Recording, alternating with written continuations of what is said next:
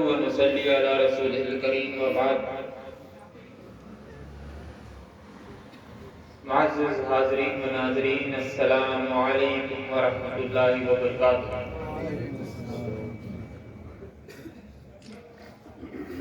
حق جل و گر طرز بیان محمد است، حق جل و گر طرز بیان محمد است، آرے کلام حق بزبان محمد است، آرے کلام حق بزبان محمد است. تیر قضا ہر آئینہ در ترکش حق است، تیر قضا ہر آئینہ در ترکش حق است، اما کشادہ آز کمان محمد است. وہ سلام کہیے حسین پر کہ بہشت جس کا صلہ ملے، وہ سلام کہیے حسین پر کہ بہشت جس کا صلہ ملے. یہ طلب تو اپنی طرف سے ہے، ہمیں دیکھیے وہاں کیا ملے. یہ طلب تو اپنی طرف سے ہے، ہمیں دیکھیے وہاں کیا ملے. جو درے حسین کا ہو گدا اسے ہو رسائی علی تلک. جو درے حسین کا ہو گدا اسے ہو رسائی علی تلک. جو علی ملے تو نبی ملے، جو نبی ملے تو خدا. جو وہ سلام کہیے حسین پر کہ بہشت جس کا صلہ ملے.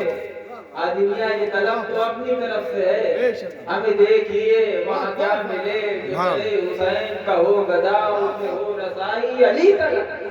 جو درے حسین کا ہو گدا اسے ہو رسائی علی تلک. جو علی ملے جو نبی ملے، جو نبی ملے تو خدا. بے شک سبحان اللہ. یہ میری دوسری حاضری ہے الحمدللہ. میں تو حاضری کرنے کی نیت سے عرسوں میں جاتا ہوں. حاضری میاں وغیرہ نے ہمیں مولانا بنا کے رکھ دیا ہے، پتہ نہیں کیا معاملہ ہے. کہتے ہیں تقریر کیجیے، بھائی تقریر کرنی آتی کہ مولانا ہی نہیں. بہرحال اب حاضری میاں کا حکم ہے، ٹالا جا نہیں سکتا. اور آپ کے سامنے کہا دراصل یہ نعت اور منقبت نعت کی محفل ہے، تو یہاں پہ کچھ اور بات کرے تو ربط و ضبط ٹوٹ جاتا ہے.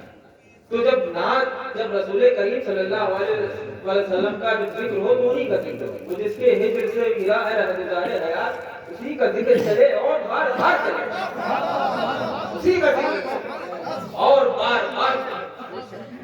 بہرحال اس ربط و ضبط کو میں توڑ رہا ہوں تھوڑی دیر کے لیے. 10 منٹ کا ٹائم لوں گا کیونکہ حاجی میاں طبیعت میری کچھ ناساز سی ہے، تھوڑا بخار سا ہے، گلا بھی درد کر رہا ہے. لیکن اب آپ کے لیے اتنا بھی نہ اٹھاؤں، اتنی تکلیف بھی نہ اٹھاؤں تو پھر دوست کیسا. ظاہر ہے حاجی میاں صاحب نے کہا یہ کچھ پچھلی بار آ کے آپ نے گفتگو کی تھی، بڑا اچھا لگا لوگوں کو. پتہ نہیں آپ لوگوں کیوں اچھا لگا، میری تو ایسی کوئی گفتگو ہوتی نہیں. بہرحال آپ کا ذوق ہے تو اس بار بھی کچھ تو 10 منٹ میں سوچ ہی رہا تھا کہ کیا کہوں آپ کے سامنے آ کر. کیونکہ ایک بات اور کہاں یہاں بیٹھی ہوئی حضرت بیٹھے ہوئے ہیں، سب بیٹھے ہوئے ہیں، اب اس میں کیا کہوں. تو ایسے ہی میں سوچ رہا تھا بھی آتے ہوئے تو ایک آیت ذہن میں آئی. اللہ تعالیٰ قرآن الکریم میں ارشاد فرماتا ہے ان الدین عند اللہ الاسلام. اب یہ بھی ترجمہ یہ ہے کہ اللہ کے نزدیک کوئی دین ہے اسلام.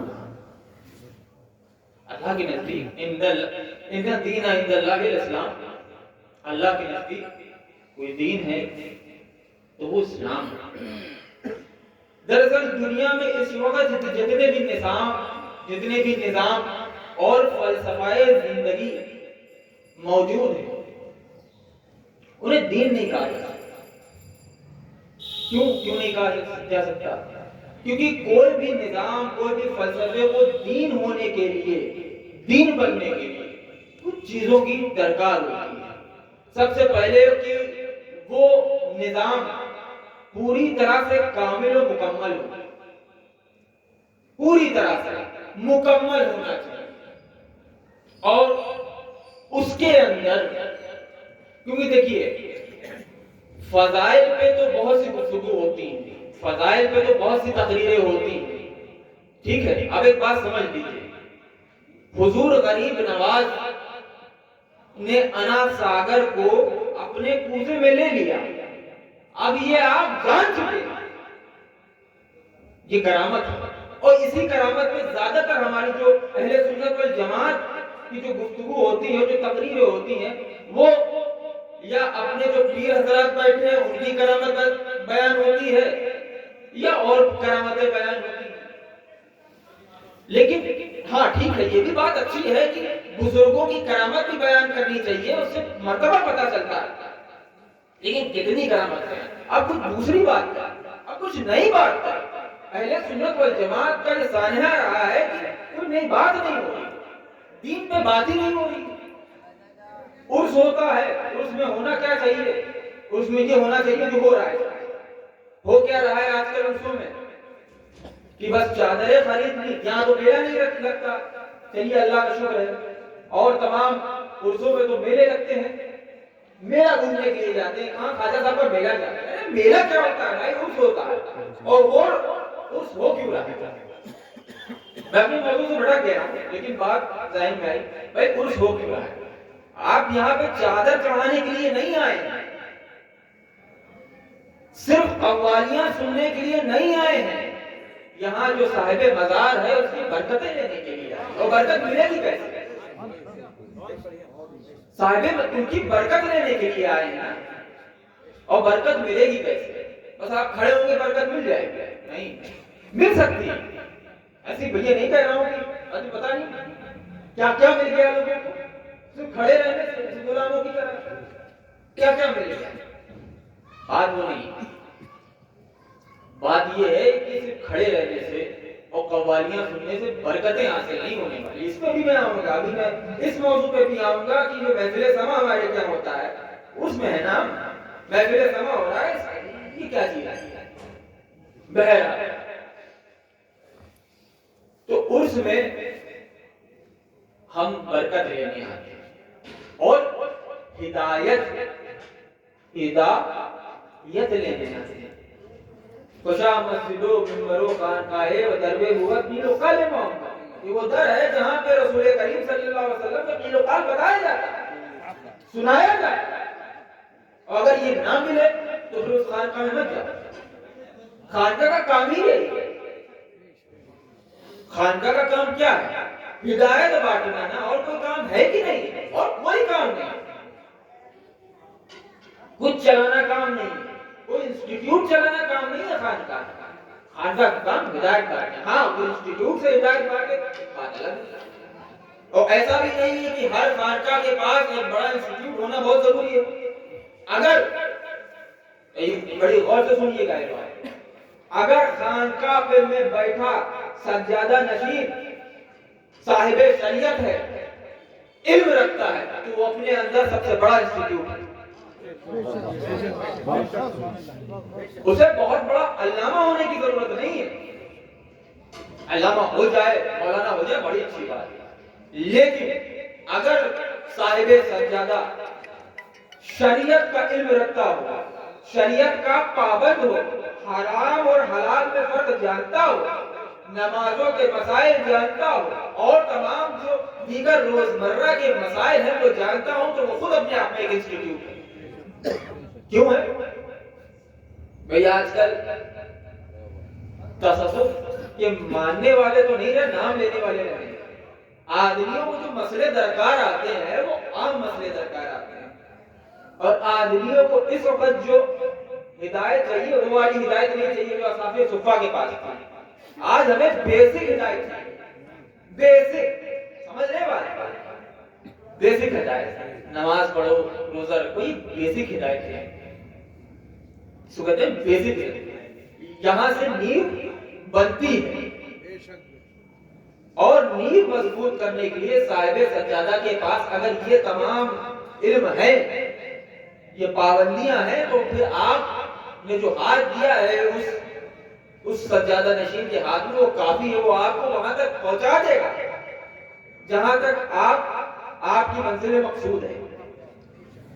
ہاں، اب آپ کی منزل مقصود اگر یہ ہے کہ ان ہادی میاں کے ہاتھ میں ہاتھ دے دے، شاید یہ دعا کر دیں تو ہماری وہ زمین جو پھنسی ہے اس کا کام ہو جائے، تو ٹھیک ہے بھائی، وہ بھی کام ہو جائے گا انشاءاللہ تعالی۔ یہ ہادی میاں دعا کریں گے وہ بھی کام ہو جائے گا، وہ بھی کام ہے، ایسی بات نہیں۔ لیکن ہماری آخری میں دعا کیا ہوتی ہے؟ ہم جب بھی دعا مانگتے ہیں تو آخری میں دعا کیا ہوتی ہے کہ ہمارا خاتمہ بالخیر، ہمارا خاتمہ بالخیر۔ تو انسان کو کسی خانقاہ میں اور کسی پیر کے ہاتھ پہ ہاتھ جب دینا چاہیے تو یہ زیادہ سوچنا چاہیے کہ ہمارا خاتمہ بالخیر۔ اور اگر ایک سجاد جیسے ہادی میاں ہے، نماز کے پابند، شریعت کے پابند، حرام و حلال کے بیچ فرق بتا ہے، ان کے ہاتھ میں آپ اگر ہاتھ دیں تو بے شک آپ کا خاتمہ الحمدللہ بالخیر ہو، انشاءاللہ تعالی خیر ہو۔ آخری دعا۔ تو میں یہ کہہ رہا تھا کہ کوئی بھی فلسفہ، کوئی بھی تھیوری، کوئی بھی مذہب دین تب تک نہیں کہلا سکتا جب تک اس کے اندر کچھ کوالٹیز موجود نہ ہو، جیسے کہ اس کو مکمل ہونا پڑے گا، اور اس کے اندر انفرادی اور اجتماعی اور بین الاقوامی زندگی کے ہر گوشے کے لیے کچھ نہ کچھ ہدایت مہیا ہے، یا مکمل ہدایت مہیا ہے، اور اس کے اندر کوئی نقص نہ ہو، اور اس کے اندر کوئی نقص نہ ہو، اور وہ دین دنیا اور آخرت سے مشتمل ہے۔ سمجھیے اس بات، دنیا اور آخرت میں جس فلسفے، جس مذہب، جس تھیوری میں یہ سب چیزیں نہ پائی جائیں اسے آپ مذہب، تھیوری، فلسفہ تو کہہ سکتے ہیں لیکن دین نہیں کہہ سکتے، دین نہیں کہہ سکتے۔ اسی لیے اللہ نے فرمایا ان الدین عند اللہ الاسلام، اللہ کے نزدیک دین صرف اسلام ہے۔ آپ نے یہ آیت کئی بار سنی ہوگی، امام صاحب نے قرأت کی ہوگی۔ اس سے حاصل کیا ہوا، اس آیت سے سمجھا کیا گیا؟ ایک بہت ہی امپورٹنٹ چیز جو سمجھی گئی ہے وہ یہ ہے کہ قرآن نے جو لفظ دین ہے نا، یہ دو جگہ استعمال کیا ہے، دو چیزوں کے لیے استعمال کیا ہے، ایک دنیا کے لیے، ایک آخرت کے لیے۔ اب یہ کانسیپٹ سمجھنا بہت ضروری ہے آج کل۔ مسئلہ کیا ہو گیا ہے؟ ابھی میں نماز اور حرام و حلال کی بات کر رہا تھا، ابھی میں دوسری بات پہ آ جاؤں گا۔ مسئلہ کیا ہو گیا ہے کہ آج کل انسان نے صرف نماز، روزہ، حج اور زکوٰۃ کو ہی دین سمجھ لیا، اور مسجد کے اندر جو گیٹ ہے مسجد کا، اس کے اندر کی زندگی کو دین سمجھ لیا۔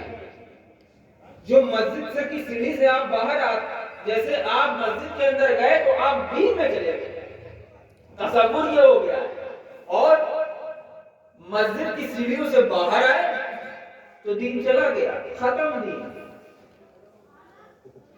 یہ بہت بڑا مغالطہ ہے جو ختم ہونا چاہیے۔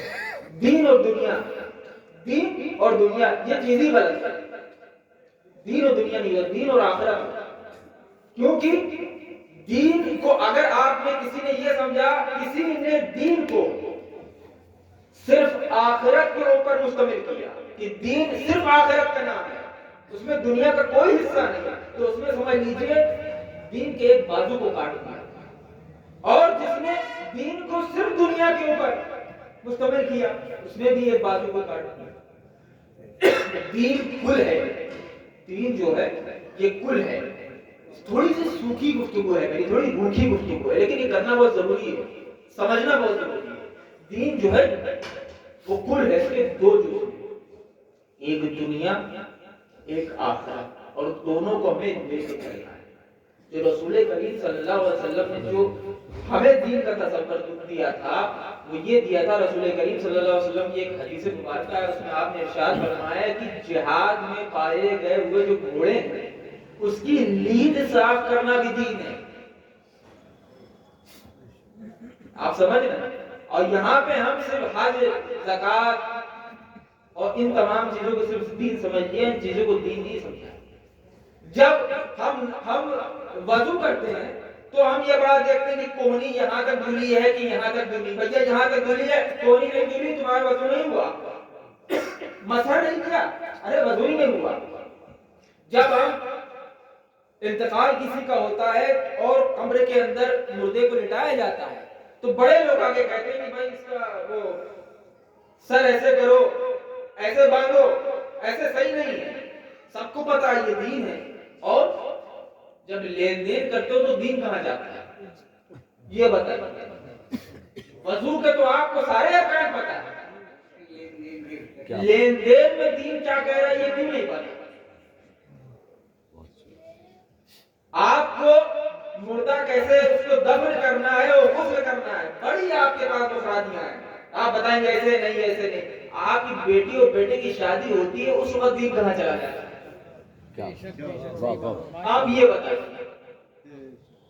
کہاں چلا جاتا ہے دین. کیا دین نے کس طرح شادی کرنی ہے نہیں بتایا, بتایا. لین دین کس طرح کرنا ہے نہیں بتایا, بتایا. یہ بھی دین ہے. اس وقت دین آپ کا کہاں چلا جاتا ہے جب آپ کے پڑوسیوں سے آپ کا اختلاف ہوتا ہے تو آپ کا دین کہاں چلا جاتا ہے. میں یہ جاننا چاہتا ہوں. داڑھیوں پہ تو بڑی نظر ہوتی ہے کہ کسی امام کی تھوڑی سی داڑھی چھوٹی ہے تو کہتے ہیں اس کے پیچھے نماز نہیں پڑھیں گے, نماز نہیں ہوگی, فاسق ہے. بڑا دین پتا ہے, بڑے مسئلے پتا ہے, امام اعظم سے لے کے حضرت ابو حنیفہ سے لے کے امام شافعی تک گنا دیتے کیسا ہوتا ہے ویسا ہوتا ہے. لیکن جب اپنے ماں باپ کی خدمت کی بات آتی ہے تب آپ کا دین کہاں چلا جاتا ہے. ایسے تو انسان اپنے دوستوں میں بڑا با اخلاق مشہور ہوتا ہے. ارے بھائی بہت با اخلاق آدمی اور وہ آتے ہیں تو پھر ہمارے پر اتنے پیسے خرچ کرتے ہیں اور دیکھتے نہیں اور بہت جشن مناتے ہیں اور کیا اخلاق ہے آدمی سے, کیا کہتے ہیں بہتری سے ملتے ہیں. اور جب گھر کے اندر اپنے ماں باپ سے کیسا سلوک کرتے ہیں وہ پہلے دیکھنے کی چیز. مسئلہ کیا ہو گیا. میں بس 5 منٹ اور لوں گا, میری کلام تھوڑا خراب ہو رہا ہے, 5 منٹ اور. آخری بات میں آپ کو یہ سمجھانا چاہتا ہوں کہ دین اور دنیا الگ الگ چیز نہیں ہے. آپ کو پتا ہے حضور فاروق اعظم کے بارے میں کتابوں میں لکھا ہے کہ جب کوئی انسان مسجد میں فرض نماز کے بعد نفل عبادت کرنے لگتا تھا اور دیر تک کرنے لگتا تھا تو اس کو اٹھا کے باہر کر دیا اور یہ کہتے تھے کہ تمہارے اوپر حقوق اللہ تم نے پورا کر دیا, اب تمہارے اوپر حقوق العباد ہے. کیا ہے؟ حقوق العباد ہے. تمہارے اوپر معاشری ذمہ داریاں ہیں, تمہاری ماں باپ کی ذمہ داریاں ہیں, تمہارے بیٹے اور بیوی کی ذمہ داریاں جا کے پہلے وہ پورا کرو. کیوں؟ ایک یاد رکھیے گا, ایک انسان, آپ تمام لوگ باہر نکلتے ہیں جدوجہد کرنے کے لیے, باہر نکلتے ہیں جدوجہد کرنے کے لیے, اپنے خاندان کی پرورش کرنے کے لیے, اپنے بچوں کا خیال کرنے کے لیے آپ باہر نکلتے ہیں محنت کرنے کے لیے. آپ کا ہر ایک لمحہ اگر آپ دیانتداری سے محنت کر رہے ہیں تو آپ کا وہ ایک لمحہ نفلی عبادت سے زیادہ بہتر ہے, نفلی عبادت سے زیادہ بہتر ہے. تو یہ بات آپ لوگ اس بات کا خیال رکھیں کہ دین مسجد کے اندر ہی نہیں رہتا, مسجد کے باہر نکال کے اور اپنی روزمرہ زندگی آپ کس طرح ملتے ہیں لوگوں سے، اس میں دین تلاش کی، دین نے کیسے بتایا۔ شادی کیسے کی جاتی ہے، دین سے پوچھیے، دین نے کیسے بتایا۔ لوگوں سے بات کیسے کرنا ہے، دین سے پوچھیے۔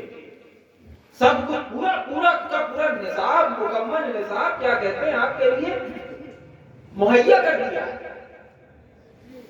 آپ جب ناپ تول کرتے ہیں، ایک صاحب، ابھی کی بات ہے، ایک کچھ دن پہلے کی بات ہے، ایک بوڑھے صاحب نے کہیں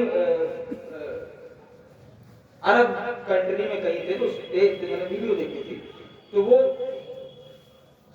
کھجور بیچتے تھے، کھجور بیچ رہے ہیں، تو اس میں نے دیکھا کہ ترازو کے اوپر ایک طرف وزن رکھا ہے، ایک طرف کھجور رکھا ہے، اور کھجور تھا جو کاغذ کے پیکٹ نہیں آتے، کاغذ کے پیکٹ کھجور کے، اس کے اندر رکھ کے بیچ رہے تھے، اور وزن کی طرف ایک اور کاغذ کا پیکٹ رکھا تھا۔ تو لوگ پوچھتے تھے کہ یہ کیا، تو کہتے تھے کہ کاغذ نہیں بیچ رہا ہوں میں، کھجور بیچ رہا ہوں، تھوڑا سا 0.1 گرام بھی اگر میں نے زیادہ یا کم بیچ دیا تو میرے اوپر یہ دین پر گرفت کر لے گا۔ تو ان کا اسلام کیا، ان کا اسلام صرف یہ نہیں کہ نماز پڑھ لی اور دین ختم ہو گیا۔ دین ختم نہیں ہونا، دین دنیا کا بھی نام ہے اور آخرت کا بھی نام ہے، سمجھ میں آیا۔ اور اس کورس میں آپ آئے ہیں، اس کورس میں الحمدللہ سب سے پہلی بات، سب سے بڑی خوشی یہ ہے کہ میں میلہ نہیں کرتا، کوئی یہ نہیں کہہ سکتا کہ میں میلے میں آیا۔ آج کل تو یہ ہوتا ہے بھائی صاحب، کہاں جا رہے ہو، خواجہ صاحب کے میلے میں جا رہا ہوں، صابر پاک کے میلے میں جا رہا ہوں، حضور شیخ العالم کے میلے میں جا رہا ہوں۔ نہیں بھائی، میلے والے لوگ ہم لوگ تھے نہیں، ہم لوگ تو محفلوں والے لوگ، ہم تو ایسے محفلوں والے لوگ تھے، ہمیں ہوا کیا ہے میلہ میلہ میلہ نہیں۔ آپ یہاں آئے ہیں حصول برکت کے لیے اور ہدایت والے، وہ ہدایت آئی ہے۔ جیسے خواجہ صاحب کے میلے میں آپ کے عرس میں گئے خواجہ صاحب کا، آپ کو ہدایت کیسے ملے گی؟ ہاں یہ الگ بات ہے کہ خواجہ صاحب کی نظر تمہاری اوپر پڑ گئی، معاملہ ہی ختم، قصہ ہی بحث ہی ختم، یہاں سے گزر، لیکن تو ایسے تو پڑھنے والی نہیں ہے، اس میں کوئی بات ہونی چاہیے کہ نہیں۔ تو آپ خواجہ صاحب کے عرس میں گئے، آپ کو کیسے ہدایت کیسے ملے گی؟ یا آپ حضرت نظام الدین اولیاء، حضرت صابر پاک، حضور شیخ العالم جن کے عرس میں جا رہے ہیں، تو آپ کو ہدایت کیسے ملے گی؟ کیا طریقہ کیا ہے ہدایت پانے کا؟ بھائی کوئی نہ کوئی چیز بھی تو ہونی چاہیے کہ بھائی جس سے ہدایت پالے، کوئی ایسا تھوڑی نہیں فزیکل چیز ہے جس کو اٹھا لیا لو ہدایت مل گئی ہمیں، نہیں، ہدایت کیسے ملے گی؟ بھائی صاحب آپ عرس میں جا رہے ہیں، آپ کسی بھی عرس میں جا رہے ہیں، تو اس کی ایک سامان حیات ہوگی کہ نہیں ہوگی؟ اس بزرگ نے کس طرح زندگی گزاری، لکھا ہوگا یا سنا ہوگا، کسی طرح کے طرح سے تو موجود ہوگا نا، تو اس کو کیوں نہیں پڑھتے؟ ہدایت کیسے ملے گی؟ ہدایت تبھی تو ملے گی جب پڑھو گے کہ خواجہ صاحب نے ہندوستان کو کیسے فتح کیا، اس میں ہدایت ہے۔ صابر پاک نے بھوکا رہ کے غریبوں کو کھانا کیسے کھلایا، اس میں ہدایت ہے۔ حضرت نظام الدین اولیاء نے اپنے پیر کی خدمت کیسے کی، اس میں ہدایت ہے۔ حضور شیخ العالم نے رضولی میں کیا معاملات تھے، اس میں ہدایت ہے۔ تو ہدایت پانا ہے تو پڑھنا پڑے گا نا۔ اب آپ صرف عرس میں میلہ گھومنے کے لیے یا محفل زمان میں شرکت کرنے کے لیے آپ آ رہے ہیں، تو اس سے ہاں آپ الحمدللہ آپ کے عقیدے برقرار رہیں گے، لیکن ہدایت ایسے نہیں ملتی۔ ہدایت لینے کے لیے آپ کو پڑھنا پڑے گا۔ یہ طرح قرآن کہہ رہا ہے بھائی، یہ طرح بسم ربک الذی، پڑھو۔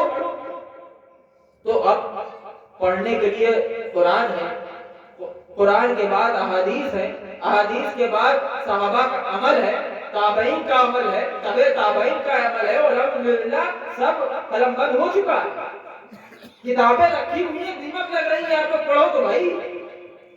اور میں یقین سے یہ بات کہہ سکتا ہوں کہ ایک بار کسی بزرگ کی سوانح حیات، ان کی حیات، ان کی زندگی، ان کی روزمرہ کی چیزوں کے بارے میں اگر آپ پڑھنے لگے کہ آپ کسی بھی بزرگ، خواجہ غریب نواز سے لے کے حضور شیخ العالم تک حضور قطب عالم تک کسی کے روزمرہ جو معاملات ہیں ان کے بارے میں آپ اگر پڑھنا شروع کریں گے تو آج نہیں تو کل آپ کو ہدایت مل جائے گی، کیونکہ ہدایت کے علاوہ ان کے پاس کچھ تھا ہی نہیں نا، ہدایت کے علاوہ کچھ ہدایت ہے وہ ملے گی، لیکن آپ پڑھیے، اتنی کتابیں شائع ہو رہی ہیں ہر جگہ سے، چاہے وہ مدرسہ جامعہ چشتیہ ہو چاہے جہاں ہو، اتنی کتابیں، اور وہ کتابیں جو ہمارے بزرگ نے فارسی میں لکھی تھی، اس زمانے میں اردو کا اتنا چلن حضرت نہیں تھا، آج تو اس کی اردو ترجمے بھی ہو گئے، وہ کتابیں جو عربی میں تھی اس کی آج ہندوستان میں اردو ترجمے ہو گئے، وہ نہیں پڑھنا ہے۔ پڑھنا کیا ہے میں بتاتا ہوں، پڑھنا کیا ہے، پڑھنا انٹرنیٹ سے حدیث ہے، اور وہ حدیث نہ اس کی سند جاننی ہے نہ کچھ جاننا ہے، بس کئی بحث میں کام آ گئی تو حدیث کہہ دیا ہم نے، ایسی حدیثوں سے بھی بچنا چاہیے۔ حدیث، اصول حدیث جو ہے، جب تک اصول سے آپ واقف نہ ہوں آپ حدیث پہ زیادہ غور نہ کریں۔ ابھی یہ لائیو ہو رہا ہے، لوگ کہیں گے بھائی یہ کیا کہہ دیا، بہت الگ میٹر ہے، سننا چاہیے۔ خیر بہرحال انٹرنیٹ پہ آ گئی بات، انٹرنیٹ پہ پوری تنظیم چل رہی ہے، پوری تنظیم چل رہی ہے، کس چیز کی تنظیم چل رہی ہے کہ ان بھولے والے لوگوں کا ایمان کو خراب کر دیا، عقائد خراب کر دیا، اور ایسے لوگ جو کہیں گے میں اہل سنت والجماعت کا ہوں اور میں تو بزرگوں کا ماننے والا ہوں، وہ اپنی تقریروں میں کہیں سے ہلکے سے ایسے آپ کو کچھ ایسا تھما دیں گے کہ آپ کو پتہ بھی نہیں چلے گا کہ میرا عقیدہ کہاں خراب ہو گیا۔ اس سے بچنے کی ضرورت ہے۔ اس سے کیسے بچے گی؟ اس سے بچنے، جب ایک طرف سے اتنے حملے ہو رہے ہیں ہمارے لیے، پوری تنظیمیں انٹرنیٹ پہ موجود ہیں، اور ایسے بھی تنظیمیں موجود ہیں آپ کے دروازہ کھٹکھٹا کے باتیں کرتی ہیں آپ سے، جب ایسی تنظیمیں موجود ہیں تو ہمیں چاہیے کہ خانقاہ کی طرف چل کے اپنے عقائد کو گھیر لیا جائے، ان کا محاصرہ کر لیا جائے، اور اگر ہم یہ نہیں کریں گے تو آج آپ کے جو میں خود دیکھ رہا ہوں، وہ لوگ جو بزرگان دین کے غلام تھے، ان کے بیٹے، ان کی اولادیں ایک دم بابرہم ہو گئی، وہ انگریزی میں حدیث میں بتا رہے ہیں کہ رسول اللہ said that۔ مسئلہ یہ بھی ہے نا کہ انگریزی ایک ایسی چیز ہے کہ ایک کہاوت ہے، انگریزی کی ایک کہاوت ہے کہ if you don't have anything to say speak in English، یا if you don't have any substantial thing to say speak in English۔ اس کا مطلب یہ ہے کہ کوئی بھی اگر قاعدے کی بات آپ کے پاس نہ ہو تو انگریزی میں بول تو لوگ سمجھیں گے پڑھا لکھا ہے۔ تو آج کل آپ دیکھ رہے ہیں انگریزی میں بہت بڑے مولانا یس مائی بردر کر کے، yes my brother very good question brother کر کے آپ کو پھنسایا جا رہا ہے۔